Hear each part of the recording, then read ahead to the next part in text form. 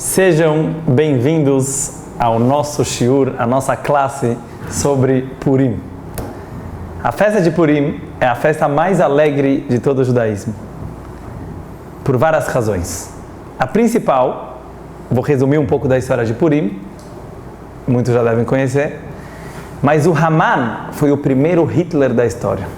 Ele queria exterminar, aniquilar todos os judeus que haviam no mundo, homens, mulheres, crianças, no mesmo dia. Ele fez o plano, ele conseguiu que fosse decretado pelo rei Ahasverosh, o rei da época, para 127 países onde ele governava, que matassem todos os judeus desses países.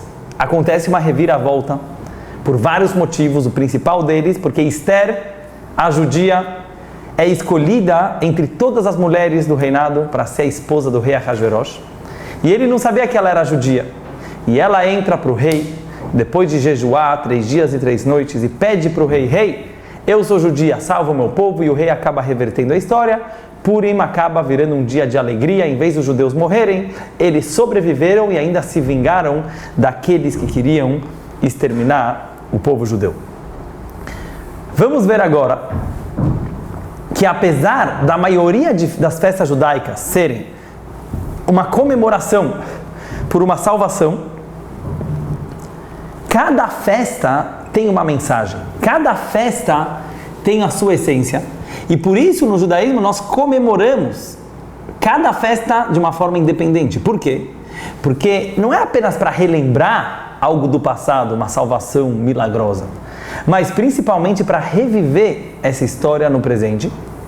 E quando nós revivemos a história, nós interiorizamos aquele conceito na nossa vida.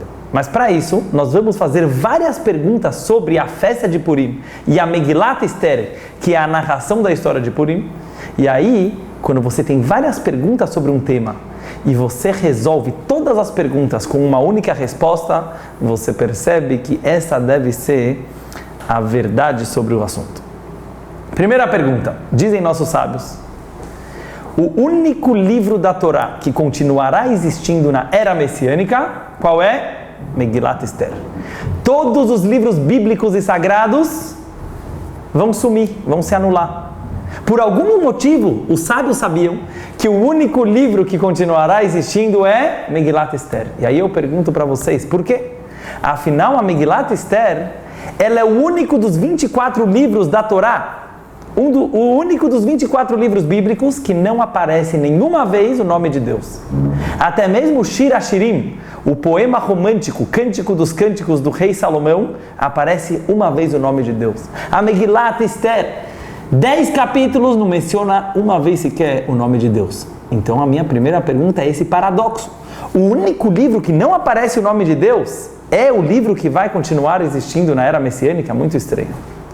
Paradoxo número 2. Nós vamos ver que Purim é a festa dos paradoxos. Paradoxo número 2. Purim é o dia mais alegre do judaísmo. É o dia que inclusive se faz lechaim, você faz uma comemoração, você come, você bebe. É o único dia que o judaísmo permite a pessoa extrapolar um pouco os limites, até mesmo da comemoração, porque é uma grande salvação. Por outro lado, vamos pegar o nome Purim. Qual é a tradução de Purim? Sorteios. Ao que refere esses sorteios? Aquela parte da história no qual Haman, o Hitler da época, o grande vilão, ele resolve aniquilar todos os judeus no mesmo dia. E ele queria escolher um dia. Conta a Megilat Esther que ele fez 2 sorteios. Um sorteio para escolher o mês, saiu o mês de Adar. Outro sorteio para escolher o dia, saiu o dia 13 de Adar. Então eu pergunto para vocês, o que te lembra os sorteios? A parte boa da história ou a parte ruim da história? A parte ruim da história. O sorteio foi um momento que Haman queria acabar com o povo judeu. Acontece toda aquela reviravolta e a festa continua se chamando sorteio? Muito estranho. A festa tinha que chamar pelo motivo da salvação e não pelo motivo da destruição. Grande pergunta. Paradoxo número 3. Paradoxo número 3. A festa de Purim, assim como a Megilat Esther, ela continuará existindo na era messiânica, Mas o nome Purim, que eu falei para vocês agora, ele é um nome persa, não é um nome judaico. Todas as festas judaicas têm um nome judaico, tem um nome hebraico. Pesach em hebraico, Shavuot em hebraico, Rosh Hashanah, Yom Kippur, hebraico. A única festa que por algum motivo recebeu um nome persa é Purim.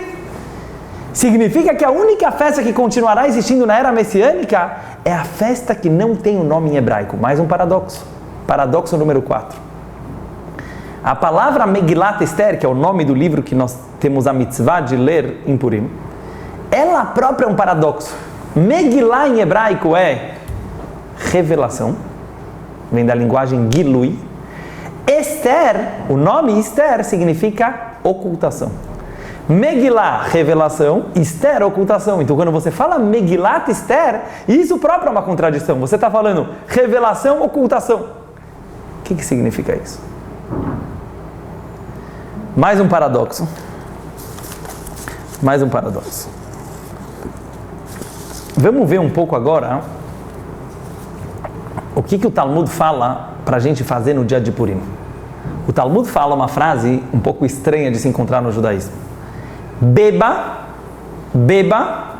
até não saber diferenciar entre o maldito Haman, o vilão da história, e o bendito Mordecai, o líder do povo judeu na época. É uma obrigação, diz o Talmud, beber. Normalmente o judaísmo não aconselha a pessoa a se embebedar. O único dia do ano que a Torá fala para se embebedar é Purim. Mas a minha pergunta é, por que o Talmud não diz beba até cair no chão? Beba até dormir? Beba até esquecer das coisas? Não, qual que é o termo que o Talmud usa? Beba até não saber a diferença entre Haman e Mordecai. Parece um pouco irônico isso. Toda a história de Purim, toda a festa de Purim, todo o motivo que você está bebendo é porque você sabe a diferença de Haman e Mordecai. Senão você não poderia estar bebendo. E até o ponto que você vai beber é você não saber mais diferenciar, mas aí eu já não posso mais beber, porque se eu já não sei mais a diferença de Haman e Mordecai, eu não tenho mais o direito de beber. Então é mais um paradoxo. Quer dizer, os sábios já vieram e falaram, beba até você não entender mais o motivo da festa. Muito estranha essa afirmação. Pergunta número 6. Vamos ver um pouco da história. A Megilat Esther, ela conta que teve esse grande decreto ruim contra os judeus. Pergunta o Talmud, por quê? Por que os judeus mereceram um tal decreto? Responde a Gemara, o Talmud, porque eles quiseram se aproveitar, Nehenu, Miseudato Shelotorashá. Eles se aproveitaram do banquete enorme que fez o rei Ahasverosh. O rei Ahasverosh foi o primeiro grande baladeiro da história. Ele sabia fazer uma balada, sabia fazer uma festa. Diz a Megilat Esther no começo que ele fez uma festa de 180 dias. Convidou pessoas de todo o seu reinado. Cada dia ele mudava a decoração da festa, mudava as comidas da festa. Então diz o Talmud, os judeus foram convidados para essa festa também e eles participaram. E por isso aconteceu todo o problema. Mas eu pergunto para vocês, qual que é o problema de participar daquela festa? Porque tinha comida não kasher? Mentira, tinha comida kasher também. Tinha kosher food, tinha comida mehadrin, até a pessoa mais religiosa podia comer naquela festa. Então qual é o problema dos judeus terem participado do banquete real de Ahasverosh? Pergunta número 7. Esther Amalcá, a rainha Esther, quando ela resolve reverter o decreto, o que ela faz? Ela fala, Mordecai, é muito perigoso eu ir falar com o rei, porque apesar que ela é esposa do rei, vocês sabem que naquela época o rei tinha muitas mulheres, e ele escolhia a mulher que ele queria a cada noite. Se a mulher não era chamada, ela não podia aparecer na frente do rei. Se ela aparecesse sem ser chamada, tinha duas opções. Ou o rei gostava dela e apontava o bastão real para ela, ou o rei mandava matá-la.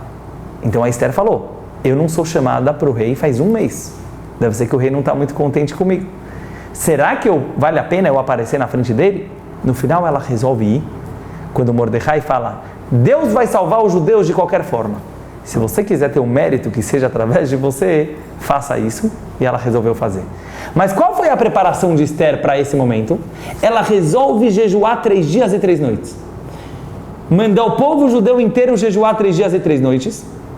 E aí ela entrou para o rei nessa situação.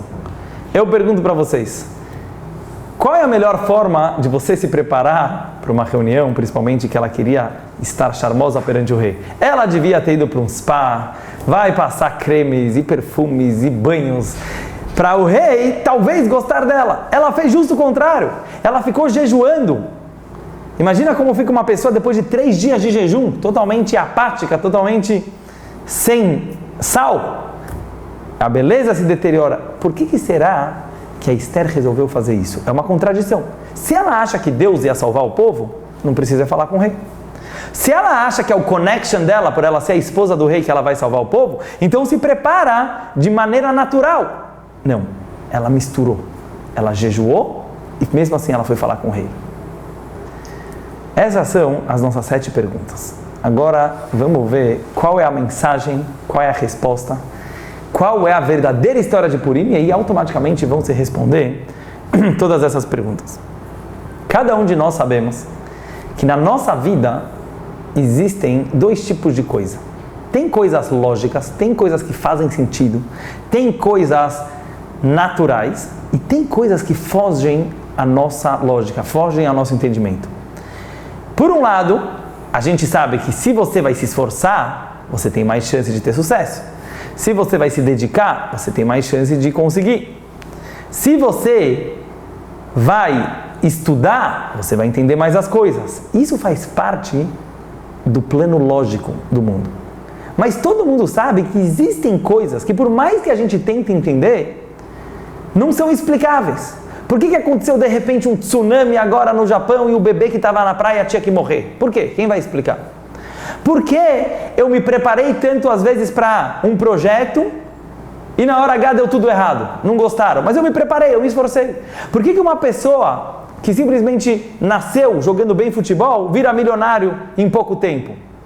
O mundo ele não segue sempre um padrão tão certinho e tão lógico, 2 mais 2 é 4. Tem coisas que sim, existem regras da natureza, existem leis da física e da química e da biologia e assim por diante, mas existem coisas que fogem a essa lógica, que são acidentes, que são coisas inesperadas, surpresas.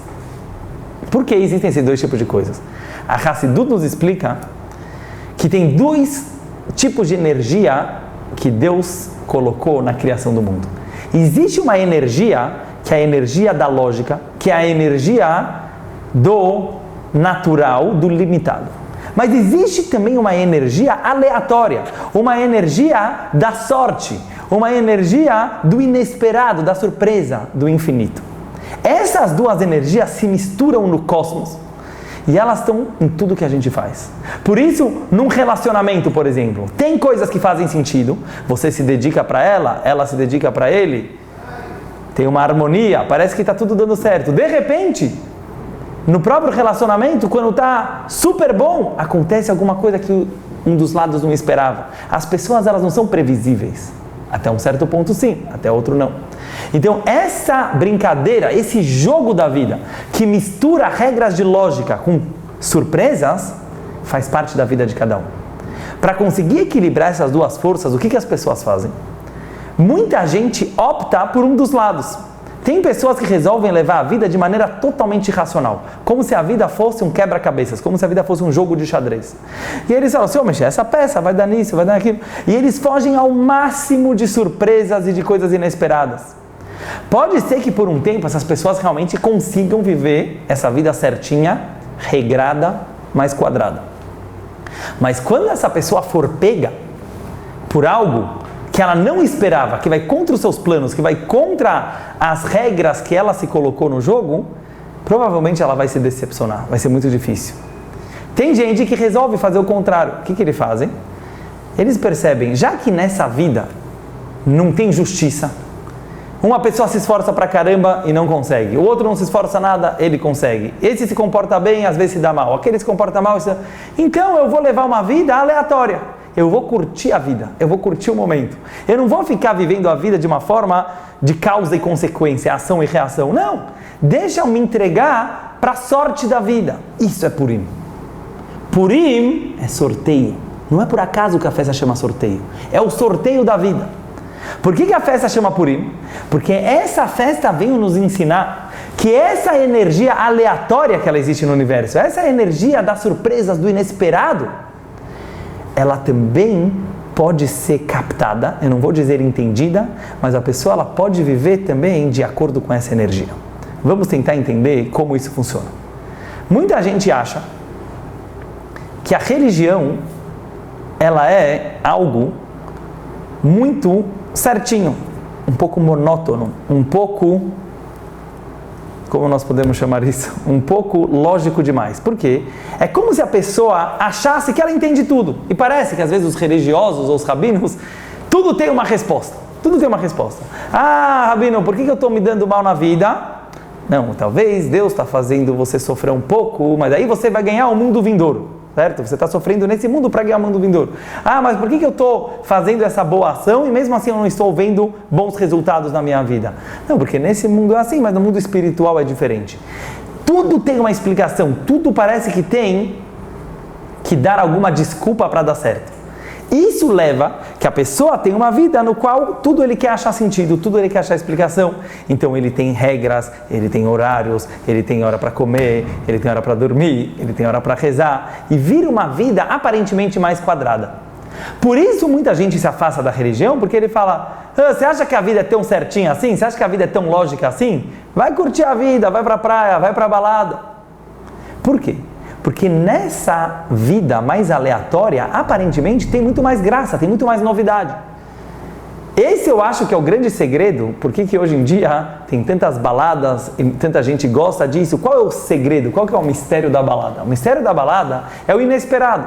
A pessoa ela vai naquele ambiente no qual ela não sabe o que vai acontecer, ela se veste naquele ambiente, ela às vezes precisa de alguns produtos para fazerem elas sentirem mais a vibração, mas toda a graça é justamente a pessoa sentir a vida não é tão certinha assim, certo?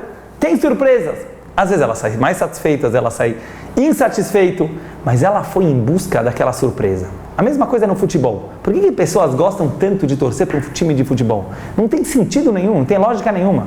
Você não ganha nada se o São Paulo ganha, se o Corinthians ganha, se o Palmeiras, o Santos. Não vai mudar nada na tua vida.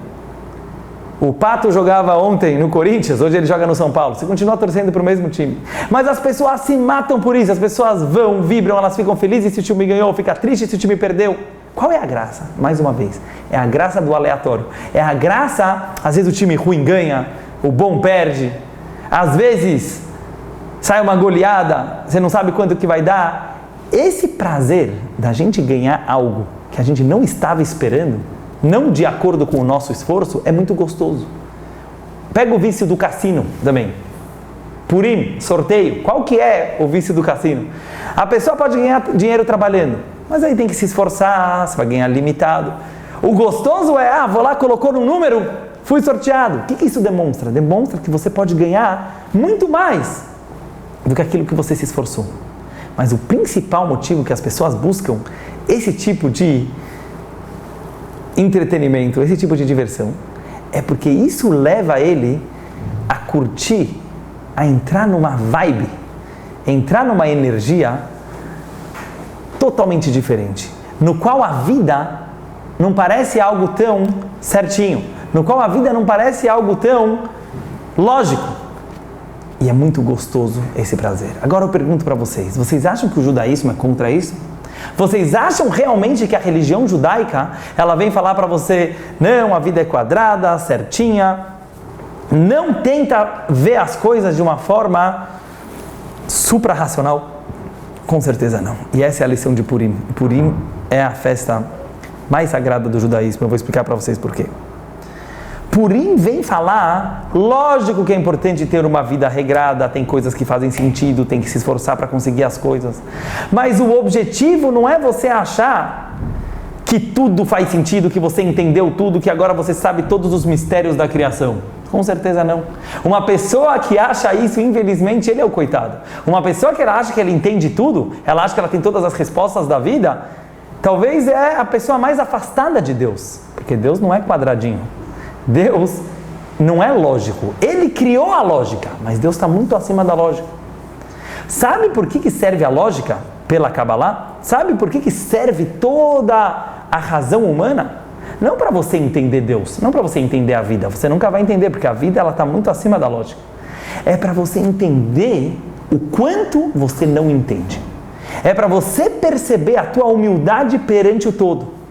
E isso é muito gostoso.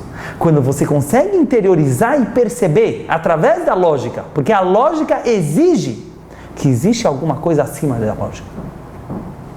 Uma vez eu escutei de um grande filósofo um exemplo para ilustrar isso aqui melhor. Ele falou que o conhecimento humano é igual a uma ilha. Como é uma ilha? Quanto maior a ilha, maior o contato dela com a água. Quanto menor a ilha, menos contato com a água. Quanto mais você sabe, mais perguntas você tem. Maior o desconhecido, maior o oceano. Por isso, pessoas que estudaram mais, grandes rabinos, eles têm mais dúvidas e mais questões do que pessoas que não estudaram nada. Porque quanto mais você se aprofunda, mais perguntas, mais desconhecido, mais viagem você tem para fazer no mundo do conhecimento. E você percebe o quão pequeno você é perante a verdade. Então essa é a grande magia e o grande segredo do judaísmo. Misturar fé e razão. Por um lado você acredita num Deus infinito, por outro lado você tenta entender Ele. E aí no final você percebe que você não entendeu. Mas perceber que não entendeu é muito diferente do que simplesmente acreditar. O judaísmo não quer fé cega. O judaísmo não quer razão pura. O judaísmo quer uma mistura dos dois. Por um lado você acredita em algo aleatório, em algo infinito. Mas por outro lado existe a razão, porque Deus está acima dos dois. Deus, ele não é definido pela razão, mas ele não pode ser definido apenas também pela não razão. Ele criou a razão, ele criou as coisas ilógicas também, ele está acima dos dois. Só misturando os dois, você consegue chegar a ele. Esse é o equilíbrio judaico. Com isso a gente vai responder e entender a história de Purim. Vamos voltar para a história de Purim. Quando os judeus, pela primeira vez na vida, foram chamados para uma mega balada, o rei Ahasverosh falou: vocês estão convidados, assim como todos os povos do mundo, a participar da minha festa. Diz o Talmud, qual foi o erro deles? Nehenu. Eles curtiram isso. Qual o problema que eles curtiram? O problema foi que eles pensaram: olha, por acaso o rei gostou da gente, vamos aproveitar essa deixa, vamos aproveitar, fazer um connection com o rei, vamos aproveitar a sorte que a gente está tendo agora, já não temos mais o templo sagrado em Jerusalém, a história de Purim foi entre o primeiro e o segundo templo, talvez, pela primeira vez na história, a gente consegue se dar bem pela sorte na vida, né? O judeu não precisa mais sentar no gueto e ser diferente dos outros povos, vamos curtir a vida, vamos para a balada. Quando Haman viu isso, diz a Kabbalah, ele resolveu fazer um sorteio. Por que ele resolveu fazer um sorteio? É por acaso essa história de sorteio? Por que ele não marcou uma data? Vou matar todos os judeus desse dia. Por que ele quis fazer sorteio? Porque Haman entendeu que a filosofia que ele conseguia pegar os judeus e matar os judeus era pelo mundo aleatório, era pelo sorteio. Ele falou assim: pelo mundo da lógica, os judeus se dão bem. A gente já percebeu. Eles são bons de negócios, eles são bons de estudo, eles sabem educar os seus filhos. Aparentemente, parece que tem um Deus que gosta deles. Pelo mundo da lógica, os judeus são certinhos. Ah, mas quando os judeus estão entrando também nesse mundo da sorte, no mundo da balada, no mundo das festas, talvez nesse mundo do cassino eu consiga acabar com o povo judeu. Porque nesse mundo não tem lógica, não existe uma razão. Pode ser que dê certo, pode ser que dê errado. Por isso ele resolveu fazer um sorteio. Ele quis dizer, no mundo da lógica, o judaísmo ele é muito bonito. Mas no mundo no qual viva o momento, curta o momento, o judaísmo não tem sentido nenhum. Vem a história de Purim e me fala não. O judaísmo é a maior balada que tem, balada kasher, balada de santidade. O que quer dizer balada de santidade? O judaísmo não quer que você seja uma pessoa quadradinha. O judaísmo não quer que você seja uma pessoa limitada, uma pessoa definida pela lógica, uma pessoa chata. O judaísmo quer que você seja uma pessoa que aprenda a ver o ilimitado da vida, curtir o momento. Mas tem um segredo. Para você conseguir curtir o momento direito, esse momento tem que ter a ver com você. Qual que é o problema da balada? Qual é o problema do futebol e do cassino?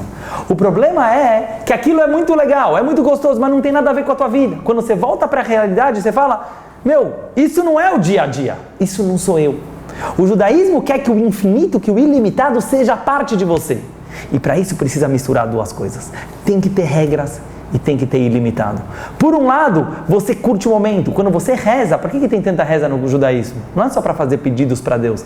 É um grande prazer espiritual. Você abre o livro de orações, o Sidur, e você começa a rezar. Tinha um grande mestre, o Rebbe anterior, ele falava, se os bons vivants soubessem quão gostoso é rezar fisicamente, eles iam ficar rezando o dia inteiro. A reza é um prazer da transcendência, de você sair um pouco das limitações. Dá um prazer muito grande. Mas chega um momento que você fecha o Sidur, você dá um beijo e você fala, agora eu preciso almoçar com a minha esposa, agora eu preciso trabalhar. As regras no judaísmo não vêm para fazer a vida ficar mais chata, mas elas vêm para a pessoa perceber que mesmo o ilimitado precisa do limitado, e o limitado precisa do ilimitado. A mistura dos dois, a fusão dos dois, elas levam para a verdade. Por isso a festa chama Purim. Mesmo depois do milagre, continuou chamando Purim. Porque Purim foi bom. Purim é a essência da festa. O sorteio é a essência da festa. Por quê? Porque mesmo depois que a gente ganhou contra o Haman, a mensagem que ficou é Purim, é falar, mesmo os acasos da vida, mesmo essas coisas que aparentemente acontecem sem lógica nenhuma, elas também vêm de Deus, elas também são uma revelação divina, e mais ainda, elas são a maior revelação divina, porque elas são infinitas, muito mais do que na lógica. E é por isso que é Megilat Esther, a revelação da ocultação. A maior revelação divina está onde Deus não está aparentemente presente. Nesses acasos da vida, quando a pessoa ela consegue perceber que a realidade, que a rotina, que o dia a dia, as coisas, as surpresas que vão acontecendo no nosso dia, isso é Deus, essa é a maior presença divina que pode ter. E por isso, quando o Mashiach chegar, o único livro que vai ter é o livro que não tem o nome de Deus. Por quê? Porque todo ensinamento do judaísmo, toda a lição que a Torá quer passar, é que a gente chegue numa época que não vai mais precisar acontecer milagres para você reconhecer Deus. Deus não vai precisar escrever o nome dele para você falar, ó, aqui Deus está. Não! A gente vai conseguir perceber na natureza, a gente vai conseguir perceber no dia a dia, na rotina, nas surpresas, em cada coisa que acontece, nessa aleatoriedade da vida, isso é Deus. Por isso a Megilat Esther não tem nenhuma vez o nome de Deus, apesar que é Deus que faz tudo isso acontecer. E esse é o livro que vai ter na era messiânica, porque quando o Mashiach chegar, não vai mais precisar das outras festas e dos outros livros judaicos, porque Deus vai estar presente em toda a natureza. Com isso a gente entende, para finalizar a nossa aula de hoje, por que a Esther, a heroína da história, ela fez aquela atividade, aquele ato tão estranho. Por um lado, ela foi fazer o connection, lógico, com o rei Ahasverosh. Mas ela não se preparou de uma forma natural, ela se preparou de uma forma sobrenatural. Ela jejuou 3 dias e 3 noites para Deus perdoar ela e o povo. Essa fusão é a história de Purim. Ela queria mostrar que esses dois mundos, o mundo da lógica e o mundo da fé, não são dois mundos separados, não são duas coisas independentes, um completa o outro, um acompanha o outro. Eu vou ter sucesso no meu esforço quando eu estudo, quando eu me preparo, quando eu faço meus connections com o governo, quando eu estiver ligado com o suprarracional, com o sobrenatural. Então ela se preparou para falar com o rei através de se conectar com Hashem, com Deus. E é isso que o Talmud queria dizer, é uma mitzvah embebedar-se em Purim, vamos entender agora essa frase, até você não saber a diferença entre Haman e Mordecai. O que o Talmud queria falar? Normalmente, Haman e Mordecai, o vilão e o justo, o mal, o bem, a gente diferencia eles pela lógica. Então, muitas vezes na religião, a gente fala, eu vou fazer o bem para eu ganhar uma recompensa, eu não vou fazer o mal para eu não me dar mal. E assim por diante. Isso é o plano lógico das coisas. Purim veio ensinar que você precisa perceber, por intuição, a diferença do bem e do mal. Você precisa querer fazer o bem, não apenas porque, eu vou ganhar uma recompensa, porque eu vou ganhar o mundo vindouro. Não, porque fazer o bem te dá uma vibração diferente, porque você entra numa vibe, você entra numa energia muito acima, muito transcendental. E é isso que a gente bebe. A gente bebe em Purim para conseguir perceber que o mundo não é tão quadradinho, para perceber que as coisas não são tão lógicas. Só que mesmo nesse estado de curtição, mesmo nesse estado de transcendência, nós percebemos a diferença de Haman e Mordecai. E é isso que eles querem falar. Até que você não vai saber, até que você não vai conhecer conscientemente a diferença de Haman e Mordecai, mas você vai saber inconscientemente. Ad deloyadá, até que você vai chegar num estado de inconsciência, e mesmo ali você vai saber diferenciar entre Haman e Mordecai, porque esse é todo o espírito de Purim. Então, resumindo a história de tudo isso que a gente falou até agora, vimos que Purim tem muitos paradoxos, porque esses paradoxos, eles nos passam a mensagem de Purim. É só aí que a gente entende, porque Deus, ele está no paradoxo. A pessoa, ela nunca vai encontrar Hashem pelo judaísmo se ela se desviar ou se ela for extremista em alguma coisa. Se ela for extremista na fé, uma fé cega, isso não é judaico. Se ela for extremista na lógica, isso também não é judaico. Mas a fusão dos dois, a gente entender que a lógica, ela serve para a gente entender que a gente não entende. E por outro lado, o aleatório, ele só fica gostoso e duradouro quando a gente interioriza ele. Quando a gente faz a fusão desses dois, a gente encontra Deus, porque o nosso Deus é um Deus infinito, que Ele é o Deus da lógica, o Deus do ilógico, e Ele está acima e une os dois ao mesmo tempo. Chag Sameach, um bom Purim e muita alegria para todos.